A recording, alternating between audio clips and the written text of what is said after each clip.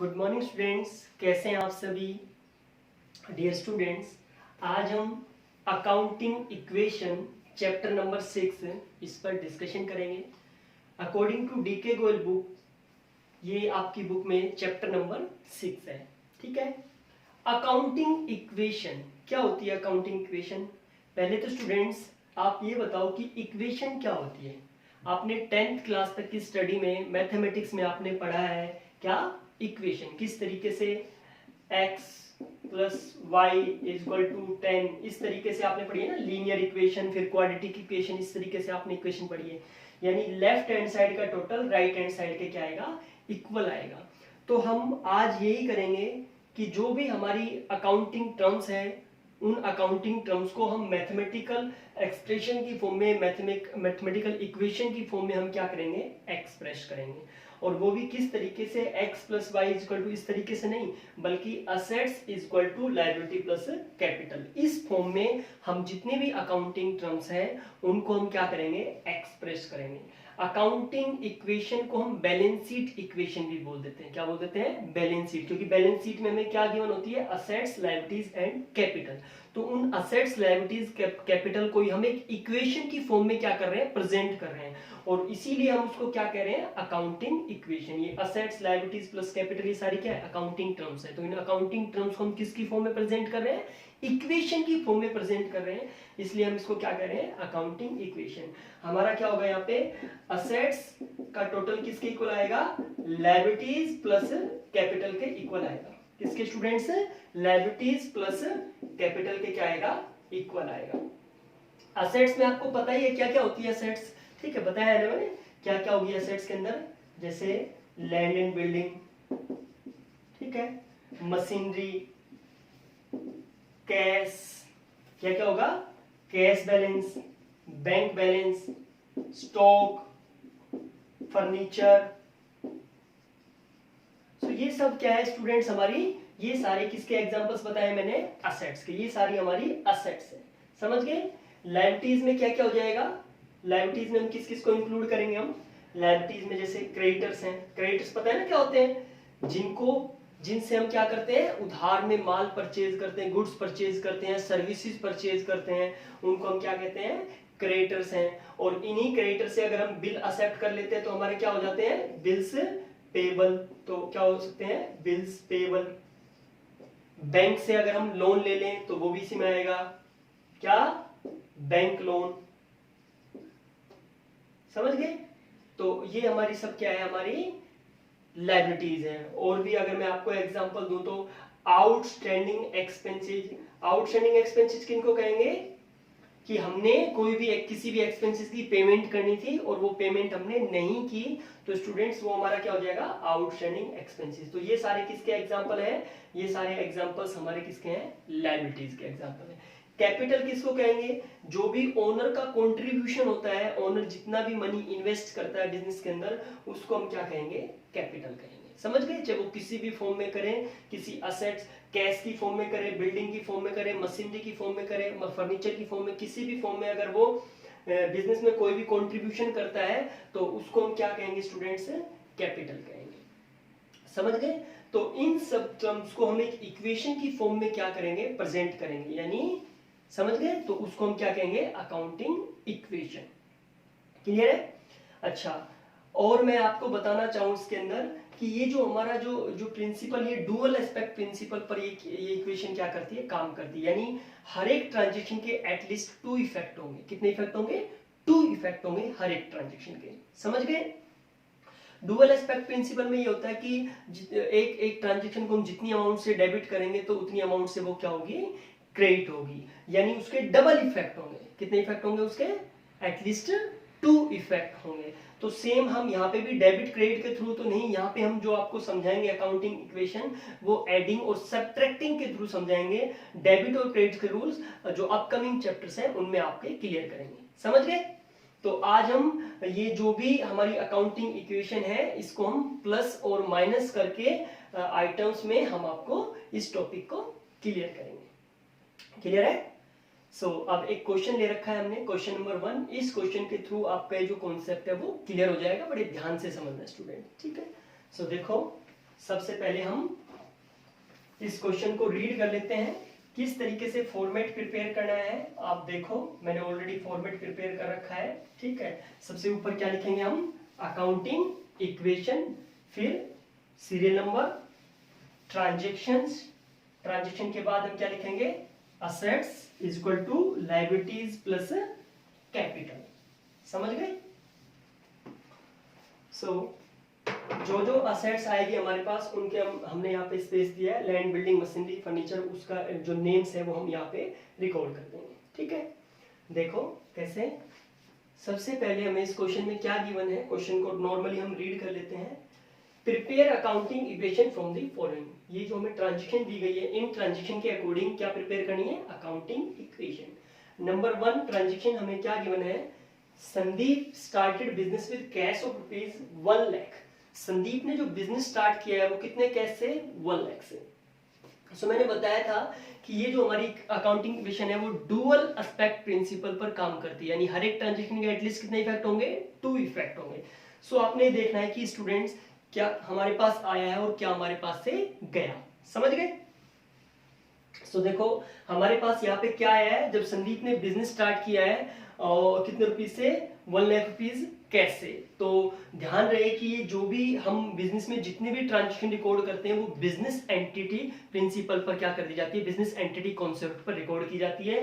यानी business entity concept क्या होता है कि बिजनेस अलग एंड ओनर अलग, ठीक है। सो हमारे पास जब भी कोई ट्रांजैक्शन होगी तो हम जो भी ट्रांजैक्शन है वो बिजनेस के पॉइंट ऑफ व्यू से हम अपने आप को क्या मानेंगे, बिजनेस मानकर ही ट्रांजैक्शन को क्या करेंगे, रिकॉर्ड करेंगे। और हम ये देखेंगे, हम बोले तो बिजनेस, हम ये देखेंगे कि हमारे पास क्या आया और क्या गया, उसी के अकॉर्डिंग ट्रांजैक्शन को क्या किया जाएगा, रिकॉर्ड किया जाएगा। ध्यान रहे स्टूडेंट्स, जब जब प्रॉफिट होएगा तो वो क्या किया जाएगा, कैपिटल में ऐड किया जाएगा। प्रॉफिट होगा, कोई भी इनकम होगी तो वो कैपिटल में ऐड होगी, चाहे वो फर्म के पॉइंट ऑफ व्यू से हो चाहे फिर वो ओनर के पॉइंट ऑफ व्यू से। दोनों ही कंडीशन में फर्म के पॉइंट ऑफ व्यू से भी इनकम होगी या फिर ओनर के पॉइंट ऑफ व्यू से इनकम है, दोनों इनकम को क्या किया जाएगा, कैपिटल में ऐड किया जाएगा। सिमिलरली फर्म के पॉइंट ऑफ व्यू से कोई भी एक्सपेंसेस है, कोई भी लॉसेस है, या ओनर के पॉइंट ऑफ व्यू से कोई भी एक्सपेंसेस है या लॉसेस है, तो वो कैपिटल से क्या कर दिया जाएगा, माइनस कर दिया जाएगा। ध्यान रहेगी ये बात, ठीक है। तो इन सब बातों को ध्यान में रखते हुए ही इस तरह के क्वेश्चंस को हमें क्या करना है, सोल्व करना है। सो सबसे फर्स्ट हमें ट्रांजैक्शन गिवन थी क्या, started business with cash of ₹1 lakh. तो हम यहाँ पे सीरियल नंबर में यहाँ पे सीरियल नंबर नोट कर देंगे। सीरियल नंबर 1 क्या, Sandeep started business with cash. तो आप यहाँ पे लिख सकते हो स्टार्टेड बिजनेस विद कैश। क्या लिखोगे, started business with cash. Transaction के कॉलम में इस तरीके से आपने ट्रांजैक्शन को रिकॉर्ड करना है। कितने रुपीस से स्टार्ट किया है, 1 लाख रुपीस कैश से। तो हमारे पास क्या आया स्टूडेंट्स, कैश आया ना।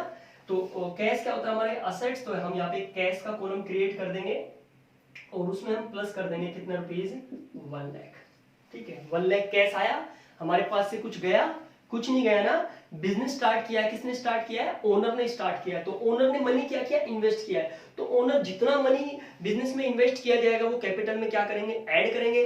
अगर ओनर ही क्या करे, बिजनेस से मनी विड्रॉ कर ले, निकलवा ले, ठीक है, तो वो क्या कर दिया जाएगा, कैपिटल में से माइनस कर दिया जाएगा। ओनर क्या करेगा, अगर कैपिटल लेके आएगा, मनी इन्वेस्ट करेगा बिजनेस के अंदर, तो कैपिटल में ऐड। और ओनर ही अगर विड्रॉ कर ले, ओनर ही पैसा निकलवा ले, तो वो क्या कर दिया जाएगा, कैपिटल से माइनस कर दिया जाएगा। और मैंने क्या बताया, प्रॉफिट होगा, कोई भी इनकम होगी तो वो भी कैपिटल में ऐड होगी, और लॉस होएगा, कोई भी एक्सपेंसेस होएगा तो वो भी कैपिटल में से क्या हो जाएगा, माइनस हो जाएगा, ठीक है।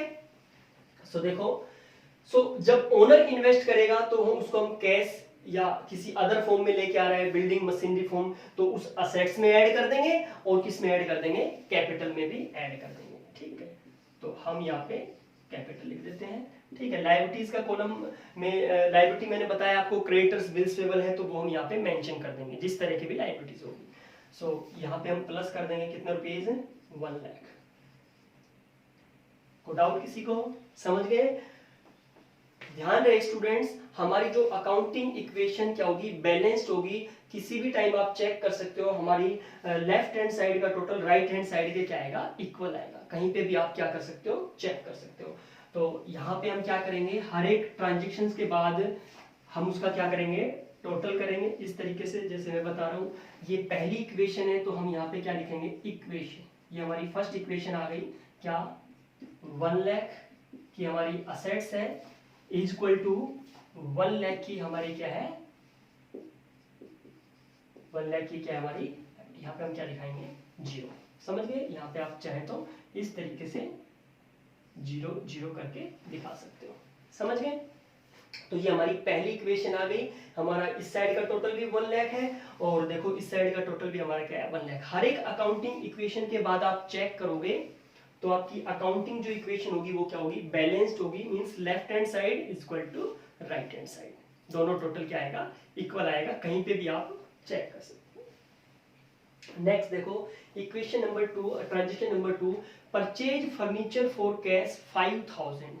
क्या है, purchase furniture for cash rupees 5000। हमने फर्नीचर परचेज किया है स्टूडेंट्स, कितने रुपीज का फर्नीचर परचेज किया है, 5000 का। तो आप मुझे बताओ हमारे पास क्या आया है और क्या गया है, क्या आया, फर्नीचर आया है ना। तो फर्नीचर आया है तो फर्नीचर में, फर्नीचर क्या होता है, एक असेट्स होता है। तो हम यहाँ पे एक नया कॉलम क्रिएट कर देंगे जिसका क्या नाम देंगे, फर्नीचर। ठीक है, क्या नाम देंगे, फर्नीचर। तो हमारे पास फर्नीचर आया और फर्नीचर हमने कैसे परचेज किया है, कैश में परचेज किया है। तो कैश में परचेज किया तो हमारे पास से क्या जाएगा, कैश जाएगा।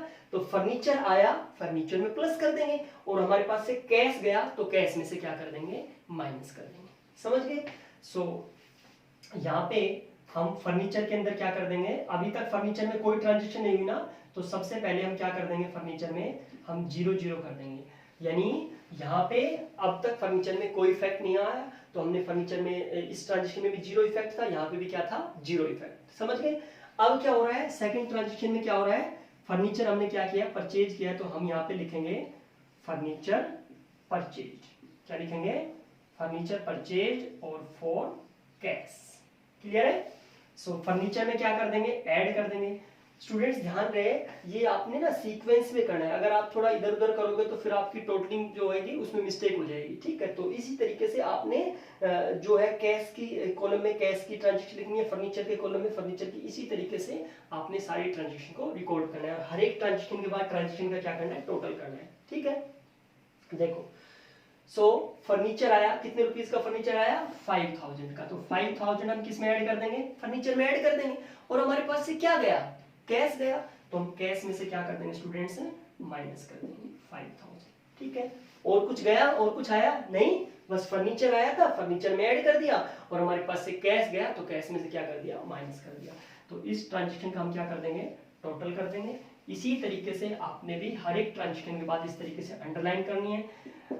फर्नीचर में प्लस कर दिया जाएगा, कैश में से माइनस कर दिया जाएगा। क्या लायबिलिटी पे कोई इफेक्ट पड़ा, नहीं, तो हम यहाँ पे क्या करेंगे, 0। क्या कैपिटल पर कोई इफेक्ट पड़ा, तो यहाँ पे हम क्या दिखा देंगे, 0, ताकि हमारी इक्वेशन बैलेंस्ड लगे। ठीक है, समझ गए। अब हम इसका भी टोटलिंग कर देंगे। और पहली इक्वेशन में तो हमने क्या लिखा था, फर्स्ट इक्वेशन में तो इक्वेशन लिखा था, लेकिन अब यहाँ पे हम क्या लिखेंगे, न्यू इक्वेशन। क्या लिखेंगे, न्यू इक्वेशन। और जो लास्ट इक्वेशन होगी उसको हम कहेंगे फाइनल इक्वेशन। फर्स्ट इक्वेशन को हम इक्वेशन बोलेंगे, फिर उसके बाद new equation, new equation, new equation, और लास्ट इक्वेशन को हम क्या कहेंगे स्टूडेंट्स, फाइनल इक्वेशन। क्लियर है। सो इसमें से माइनस कर देते हैं, ये हमारे पास कितना जाएगा, 95000, और ये कितना आएगा, 5000 इज इक्वल टू कितना कर दोगे, 0, और इसका टोटल करोगे तो कितना आएगा, ये 1 लाख। समझ गए।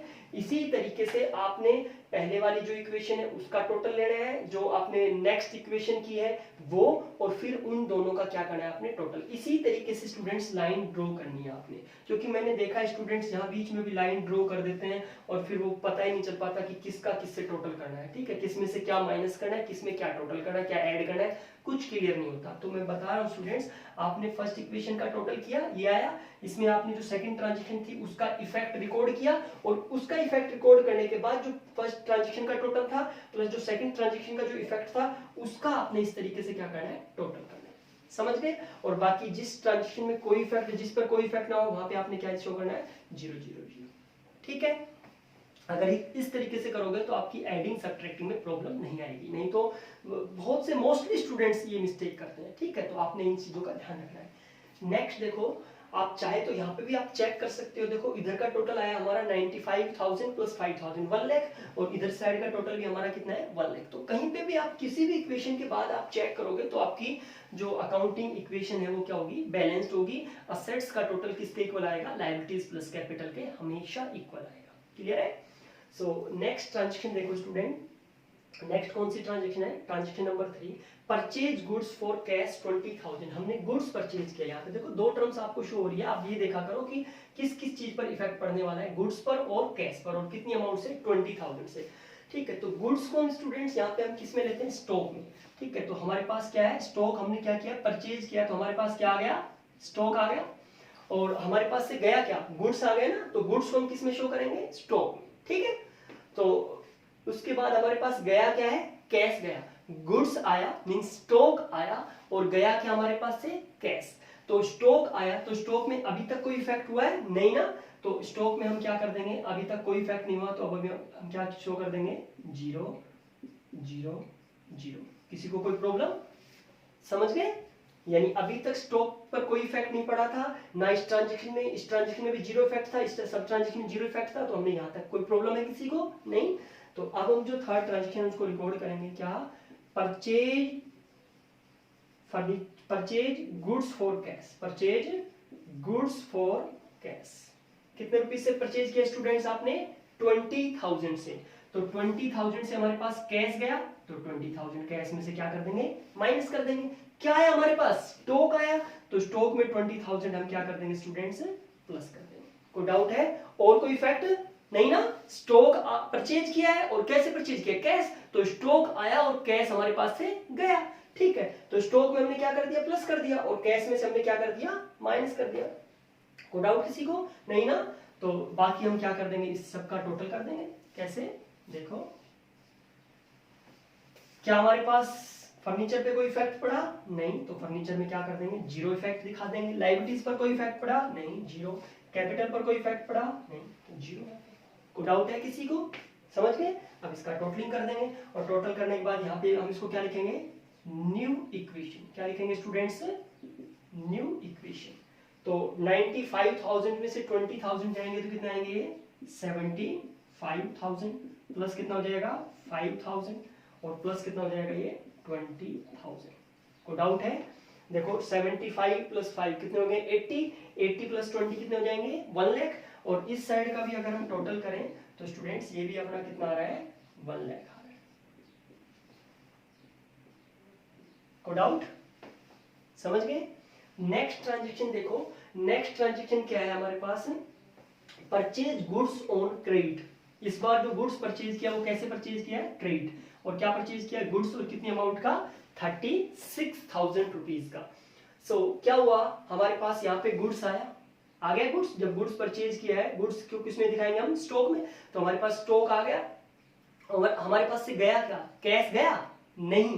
क्यों, क्योंकि हमने कैसे परचेज किया है, क्रेडिट परचेज किया है, उधार परचेज किया है। और स्टूडेंट जब उधार परचेज करेंगे तो वो किस में रिकॉर्ड किया जाएगा, लायबिलिटीज में। और आपको मैंने बताया कि हम जब भी कोई गुड्स परचेज करेंगे और उधार परचेज करेंगे तो हमारे क्या क्रिएट होंगे, क्रेडिटर्स। क्या क्रिएट होंगे, क्रेडिटर्स। तो इस बार हम किसका कॉलम बना देंगे, क्रेडिटर्स का। ये हमने लायबिलिटीज में किसका कॉलम बना दिया, क्रेडिटर्स का। और भी कोई बिल्स पेबल है, कोई आउटस्टैंडिंग एक्सपेंसेस है, अगर उसका कॉलम भी हमें क्रिएट करना पड़ता है तो उसका कॉलम भी हम यहाँ पे क्या कर देंगे, क्रिएट कर देंगे। ठीक है, जैसे हमने असेट्स में डिफरेंट कॉलम क्रिएट किए ना, cash column, furniture column, stock column, इसी तरीके से लायबिलिटीज में भी हम creditors, bills payable, bank loan, outstanding expenses, ठीक है, तो वो हम कॉलम क्या कर देंगे, क्रिएट कर देंगे। ठीक है, अगर हमें जरूरत हो तो। ठीक है, तो देखो हमने गुड्स परचेज किया है, तो हमारे पास गुड्स आ गया, स्टॉक आ गया। कितने रुपीस का स्टॉक आ गया, 36,000 का। तो सबसे पहले हम यहाँ पे ट्रांजेक्शन को रिकॉर्ड कर लेते हैं। क्या है, गुड्स परचेज ऑन क्रेडिट। क्या है, goods purchase on credit. Students ध्यान रहे, यहाँ पे आपने जो ट्रांजेक्शन है उस ट्रांजेक्शन में जो भी आपको स्टेटमेंट गिवन है उस स्टेटमेंट को थोड़ा शॉर्ट करके आपने यहाँ पे लिख देना है। ठीक है, समझ गए। सो गुड्स आया, गुड्स आया तो उसको किस में रिकॉर्ड करेंगे, स्टॉक में। स्टॉक आ गया हमारे पास, तो स्टॉक आ गया तो हम स्टॉक में 36,000 क्या कर देंगे, प्लस कर देंगे। हमारे पास से कुछ गया, कोई असेट्स गई, कैश गया, हमने कोई चेक से पेमेंट की, बैंक का बैलेंस डिक्रीज हुआ नहीं ना। कैसे परचेज किया है, क्रेडिट परचेज किया, उधार में परचेज किया, और जब उधार में परचेज करेंगे, क्रेडिट में परचेज करेंगे तो क्या क्रिएट होगी हमारी लायबिलिटीज, और लायबिलिटीज में भी कौन क्या चीज क्रिएट होगी, क्रेडिटर्स। तो हम क्रेडिटर्स का कॉलम क्रिएट कर दिया है, क्रेडिटर का कॉलम प्रिपेयर कर दिया है। इसमें हम क्या कर देंगे, 20,000 से हमारी उधार बढ़ जाएगी, तो 36,000 है ये, सो 36,000 हम किस में प्लस कर देंगे, क्रेडिटर्स में क्या कर देंगे, प्लस कर देंगे। क्या ओनर कुछ लेके आ रहा है, कैपिटल पर कोई इफेक्ट होगा नहीं ना, तो कैपिटल पर हम जीरो इफेक्ट शो करेंगे, ठीक है। नेक्स्ट देखो, इसका हम टोटल कर देंगे, ठीक है। क्या कर देंगे स्टूडेंट्स, का टोटल कर देंगे हम। देखो क्या हमारी कैश पर कोई इफेक्ट पड़ा नहीं ना, तो कैश पर हम कितना दिखा देंगे, जीरो। फर्नीचर पर कोई इफेक्ट पड़ा, जीरो शो करेंगे, ठीक है। लायबिलिटीज पर 36,000 का इफेक्ट पड़ा है और कैपिटल पर जीरो इफेक्ट है। इस तरीके से आपने ट्रांजैक्शन को रिकॉर्ड करना है। मैं बार बार बता रहा हूं आपको, पहले भी बताया है कि जो भी ऊपर से जितनी भी इक्वेशन है उनका जो टोटल आया वो मींस जो न्यू इक्वेशन है वो, और जो अभी आपने ट्रांजैक्शन की है उस ट्रांजैक्शन का इस इक्वेशन पर कैश पर कितना इफेक्ट पड़ा, फर्नीचर पर कितना इफेक्ट पड़ा। कैश पर जीरो इफेक्ट है तो हमने जीरो शो किया, फर्नीचर पर जीरो इफेक्ट है तो हमने जीरो शो किया। स्टॉक पर इस ट्रांजैक्शन का गुड्स परचेज ऑन क्रेडिट का कितना इफेक्ट पड़ा है स्टॉक पर, 36,000, तो 36,000 हमने प्लस कर दिया। सिमिलरली क्रेडिटर्स पर कितना इफेक्ट पड़ा है, उधार में परचेज किया है तो क्रेडिटर्स पर 36,000 का इफेक्ट है, तो 36,000 प्लस कर दिया हमने। और हमारी जो कैपिटल है उस पर कोई इफेक्ट नहीं है, तो हमने क्या किया, यहाँ पे क्या किया कि कैपिटल पर जीरो इफेक्ट क्या कर दिया, शो कर दिया। समझ गए। अब इसका टोटल करना है और हम इसको क्या कहेंगे, न्यू इक्वेशन। क्या कहेंगे, न्यू इक्वेशन। सो यहाँ पे टोटल करो स्टूडेंट्स, ये कितना आएगा, 75,000 प्लस का आएगा, ठीक है। इसके बाद यहाँ पे 5,000 इसका टोटल, और इन दोनों का टोटल करेंगे तो कितना आएगा, 56,000। और नेक्स्ट इधर देखो 36,000, और यहाँ से आप टोटल करोगे तो कितना आ जाएगा, 1 लाख। स्टूडेंट्स इस साइड का अगर हम टोटल करें तो कितना आ रहा है, 1,36,000, 1 लाख प्लस 36, 1,36,000। और इस साइड का अगर हम टोटल करें तो हमारे पास कितना आता है, 75 प्लस 5, 80 एंड 56। यहाँ से भी हमारे पास कितना आएगा, 1,36,000। दोनों साइड का टोटल हमारा क्या आ रहा है, इक्वल आ रहा है। आप कहीं पे भी चेक करोगे हमारा टोटल असेट्स का टोटल लायबिलिटीज प्लस कैपिटल के इक्वल ही आएगा। तो आप बार बार इस स्टार्टिंग के क्वेश्चन में आप बार बार इस तरीके से हर एक इक्वेशन के बाद आप चेक कर सकते हो, ताकि आपको क्लियर हो जाए कि जो भी हम क्वेश्चन कर रहे हैं वो ठीक कर रहे हैं, ठीक है। कोई मिस्टेक अभी तक हमने नहीं की है, समझ गए। नेक्स्ट देखो, fifth transaction, paid for rent ₹700। तो फिफ्थ ट्रांजेक्शन को हम यहाँ पे रिकॉर्ड कर लेते हैं, paid for rent. Paid for rent, हमने रेंट के लिए पे किया है, कितना पे किया है स्टूडेंट्स, 700। तो रेंट पे किया है, हमारे पास कुछ आया कुछ गया, कुछ गया है। देखो स्टूडेंट जब आप रेंट पे करोगे तो पे करोगे, 700 पे किया है, तो पे किसकी फॉर्म में करोगे, कैश की फॉर्म में तो पे करोगे ना। तो हमारे पास से क्या जाएगा, कैश जाएगा, ठीक है भाई। रेंट पे किया, हमारे पास से कैश गया, तो हमने कैश में से क्या कर दिया स्टूडेंट्स, माइनस कर दिया। किसी को कोई डाउट, भाई रेंट पे करोगे तो कैश की फॉर्म में तो पे करोगे ना। जब पे वर्ड आ जाए तो पे का मतलब किस फॉर्म में पे किया है, कैश की फॉर्म में, ठीक है। सो हम कैश में से क्या कर देंगे, माइनस कर देंगे। क्या हमारे पास कुछ आया, कुछ आया नहीं आया ना, तो ये हमारे लिए क्या है स्टूडेंट्स, एक्सपेंसेस है। यानी अगर हम कुछ पे करें, हमें सिर्फ बेनिफिट रिसीव हुआ है, ठीक है। तो अगर हम कुछ पे करें और हमारे पास कुछ ना आए, तो या तो वो हमारा एक्सपेंसेस होगा या वो क्या होगा, लॉसेज होगा। एक्सपेंसेस में तो क्या होता है कि हम कुछ पे करें तो हमें बेनिफिट रिसीव होता है, लेकिन लॉस के केस में क्या होता है कि हम कुछ पे करते हैं, हमारा कुछ खर्चा होता है और हमारे पास कोई भी बेनिफिट रिसीव नहीं होता, तो उसको हम क्या कहते हैं, लॉस कहते हैं। तो अगर हम कुछ पे करें तो हमारे पास कुछ ना आए, कोई बेनिफिट रिसीव हो, ठीक है, तो उसको हम क्या कहते हैं, एक्सपेंसिव। और कोई बेनिफिट रिसीव ना हो तो उसको हम क्या कहते हैं, लॉस। तो अगर हम कैश की फॉर्म में कुछ पे करें, कोई भी किसी अदर फॉर्म में अगर हम पे करें और हमारे पास कुछ ना आए, तो इसका मतलब क्या है, हमारे लिए एक्सपेंसिव है या फिर लॉसेज है। तो उसको किस में माइनस करेंगे, कोई भी एक्सपेंसिव या लॉस होगा तो किस में माइनस करेंगे स्टूडेंट्स, कैपिटल में। देखो आप एक ओनर हो मान लो, ठीक है, आपने बिजनेस में कोई पैसा लगाया, आपने बिजनेस में 1 लाख रुपीज लगा दिया, कितना रुपीज, 1 लाख। आप ही कोई एक ओनर हो किसी कंपनी के और आपने कोई बिजनेस स्टार्ट कर दिया 1 लाख रुपीज से, ठीक है। तो आप एक चीज मुझे बताओ, जब आपकी फर्म को, आपकी कंपनी को प्रॉफिट होगा तो क्या होगा, आपकी जो कैपिटल है, आपकी जो पूंजी है वो क्या हो जाएगी, बढ़ जाएगी।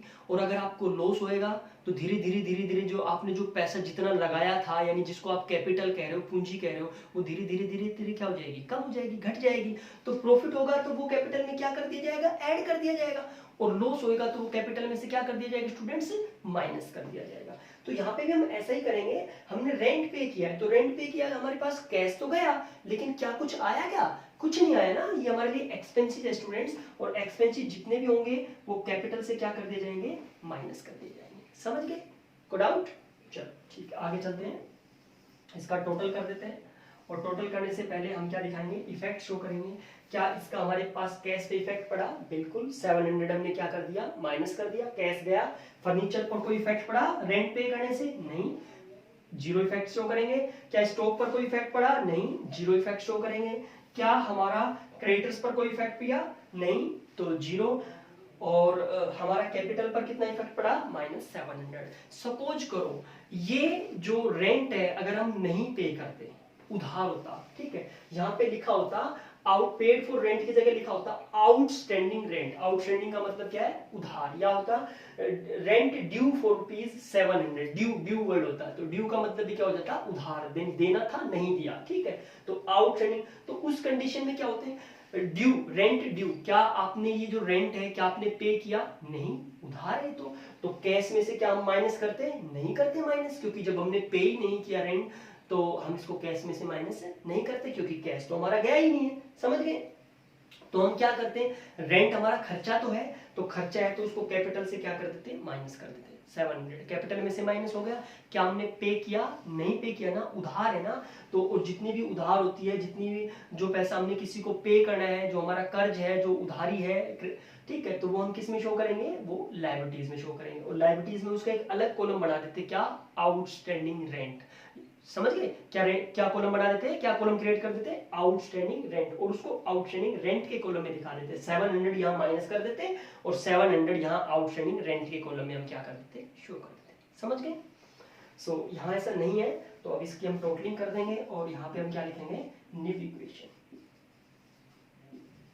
न्यू इक्वेशन कितना आ जाएगा स्टूडेंट्स, यहाँ पे माइनस करोगे तो ये आ जाएगा क्या, प्लस का 74,300, और यहाँ पे करोगे तो कितना आ जाएगा 5,000, और ये आप टोटल करोगे तो 56,000, इधर से देखो 36,000, और प्लस इसमें से 700 हम माइनस कर देंगे, 99,300।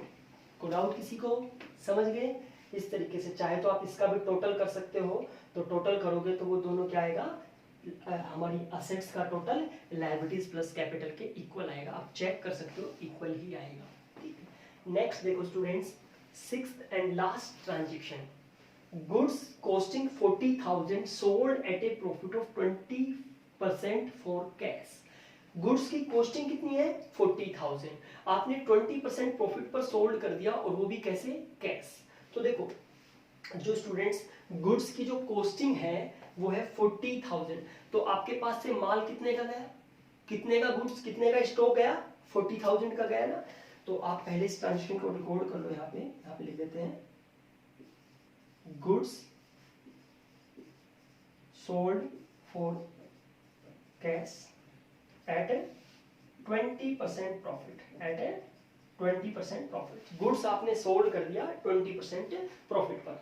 तो हमारे पास गुड्स जो है वो कितने रुपीस का गुड्स गया, जितनी उसकी वैल्यू थी, जितनी कॉस्ट थी, उतनी कॉस्ट से आपने स्टॉक में क्या कर रखा है, रिकॉर्ड कर रखा है। यानी जिस प्राइस पर आपने परचेज किया था, उस परचेज प्राइस को ही तो हम कॉस्ट बोलते हैं ना। तो जिस प्राइस पर आपने परचेज किया था उसी प्राइस पर क्या कर रखा है आपने, गुड्स को स्टॉक में रिकॉर्ड कर रखा है ना। यानी कॉस्ट प्राइस पर आपने स्टॉक को क्या कर रखा है, रिकॉर्ड कर रखा है ना। तो आप माइनस भी करोगे तो किस प्राइस पर, कॉस्ट प्राइस पर ही उसको क्या करोगे, माइनस करोगे।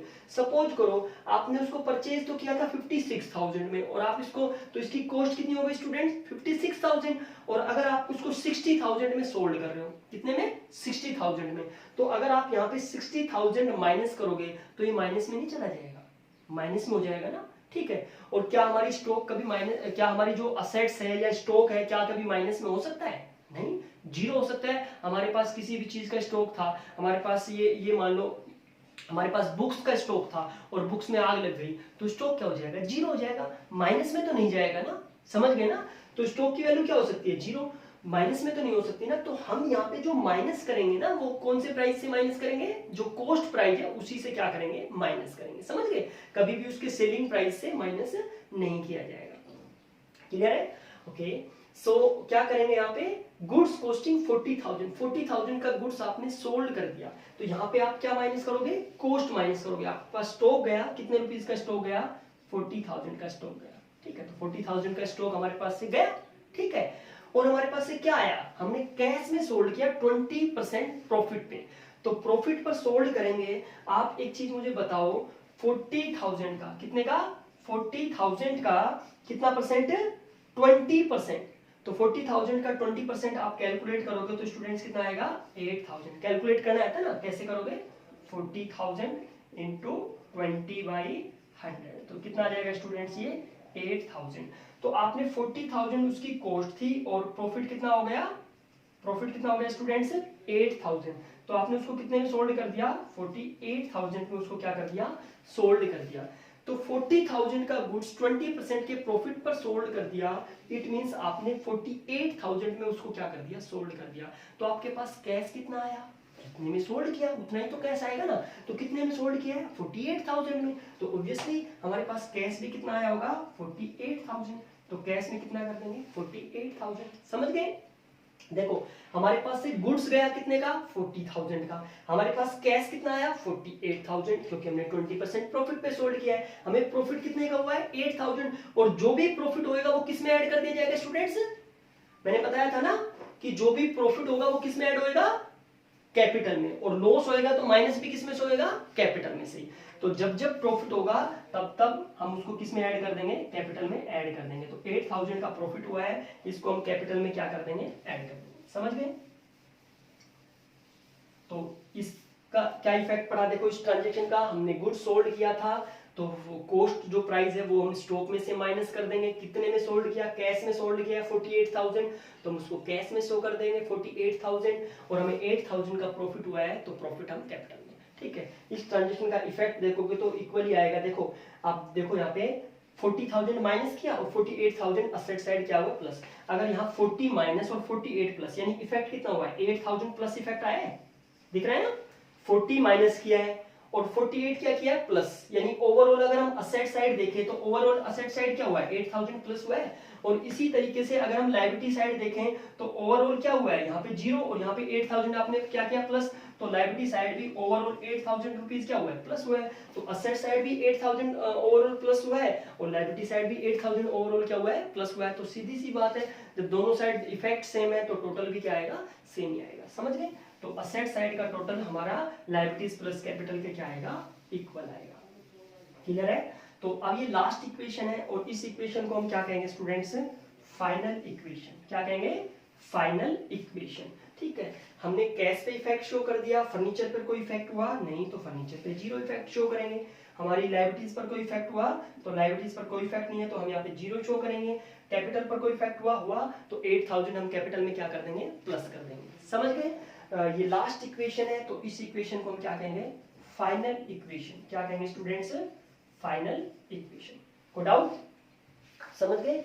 सो टोटल करो इसका 300 और इसका हम टोटल कर देंगे 8 और 4 कितने हो जाएंगे, ये 12, कैरी करेंगे हम 1, 7 और 4 कितने हो जाएंगे, 11, 11 और 1 कितने हो जाएंगे, 12, कितने हो जाएंगे, 1,22,300 प्लस 500, तो ये हो जाएगा हमारे पास 1,27,300, और इसका अगर हम करें तो हमारे पास ये कितना आ जाएगा 16,000, और 16,000 ये हम क्या कर देंगे, प्लस कर देंगे इधर से 36,000, और इस साइड का अगर हम टोटल देखें तो ये प्लस कर देंगे 1,07,300, 1,07,000, और इसमें ये ऐड करेंगे तो 7, 36 एंड 43, 1,43,300। इस साइड का अगर हम टोटल देखें तो कितना आ रहा है, 1,43,300।